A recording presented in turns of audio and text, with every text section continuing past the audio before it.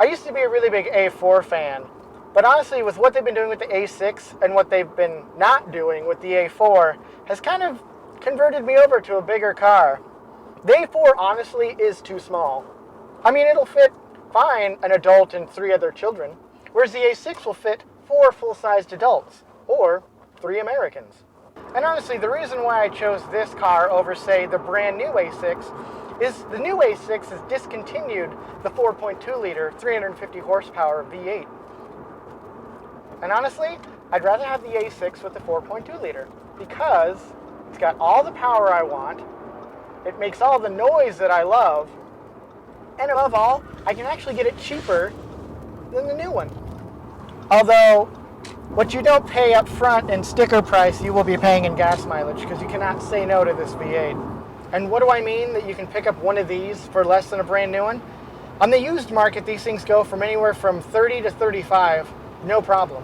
A brand new A6, which doesn't have the option for a 4.2-liter V8, is going to cost you $42,000. I'd rather save, at least $7,000 and get a 4.2-liter. And honestly, in terms of car communicating with the driver, I don't think anybody does a better steering wheel than Audi. Every car, I don't know how they do it. Mercedes wheels are kind of terrible. BMWs are nice, but they don't feel the same. I don't know what they do. I mean, I know for a fact that the steering wheel is really just metal wrapped in leather, but I don't know. Maybe my hands are just made specifically for this car and no other. But they have amazing steering wheels. I used to not like the A6. I always thought it was too big. But now I think it might be the perfect Audi. I think it might be the Goldilocks car in the entire range. Here's why. The A3 is for collegiate douchebags and it's too small, unless you get the 3.2-liter, which they don't make anymore. The A4 has gotten so big and has such a small motor in it, you might as well get the A6 and get a better motor. The A5 is for trophy wives. The A8 has gotten so big that it's no longer a car you drive, it's the car you're driven in. The Q5 is for real estate agents. The Q7 is for dictators and warlords. And yeah, you do have the A7, but Iron Man ruined that for me, just like Michael Bay ruined the Camaro for me. But the A6 isn't perfect. In fact, it has one fatal flaw that it shares with almost every other Audi along the line, and that is the engine is too far forward over the front axles. Now, if only there was one Audi that didn't have that problem.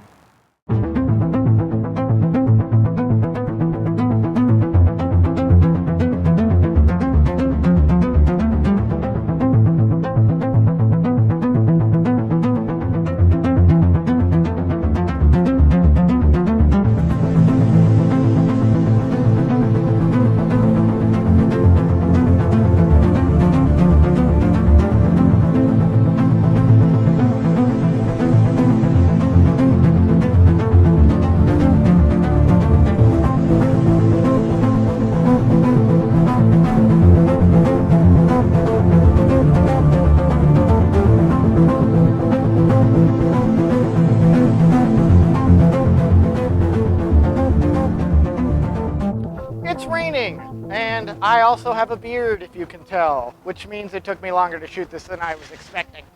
But nonetheless, the Porsche 911 used to be the go-to normal everyday supercar, but it has clearly been replaced by this, the Audi R8. Now, when I first got in this car, the question I asked myself is not, how amazing is this car? It is, why do they call it the Spyder? In fact, why are all convertibles basically referred to as a Spyder? And the reason being is, back in foggy old London town when they had coaches, they had the fastest ones called a speeder.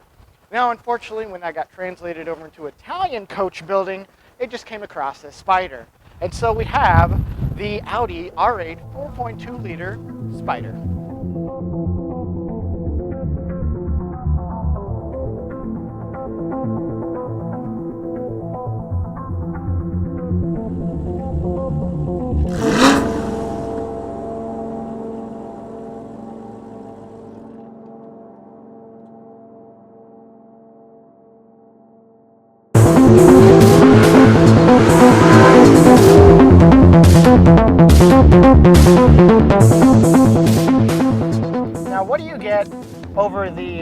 convertible that you don't get in the hardtop.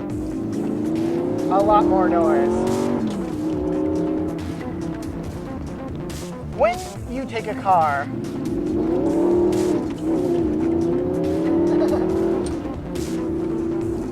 sorry, let me just put it on mute. You are pretty much overwhelmed by its normalcy, in that everything is kind of plain. Everything's very Audi in here. I mean, the tack, yes, it does have a silver stenciled R8 on it to remind you of the car you're driving.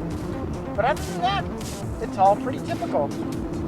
And of course, the R8 comes in a V10. But for me, personally, I'd rather have the V8. Now, I know a lot of people are like, what? Why wouldn't you want more horsepower? And I'll tell you why. I live in America, and America sucks to have a car that has a lot of horsepower in. So you kind of have to be satisfied with the fact that you've got a V8. It makes a great sound, and honestly, in America, it's going to be more than enough speed. And getting back to the sound, the 4.2 liter sounds way better than the Audi V10. Now, I don't know why the Lamborghini V10 sounds amazing and the R8 doesn't, but that's just how it is.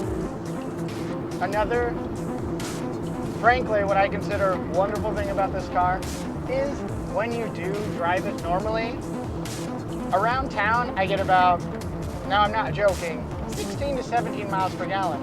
When I'm on the freeway, I get 25, 26.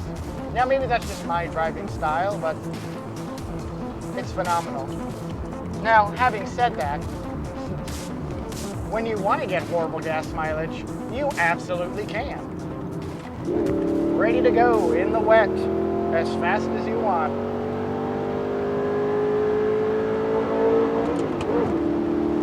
God, I love that sound. I could do that all day.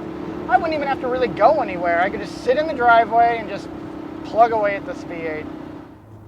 This car is two-faced in the best way possible. When you want a supercar that's loud and annoying and obnoxious and just flies by traffic and shows everybody that you are better than they are, it'll do that. But if you're stuck in traffic doing 35 miles an hour, it settles back down and it's a normal car again. There are no cars that can do that. No cars can just be a normal car and then at the flip of a switch, be an awesome supercar.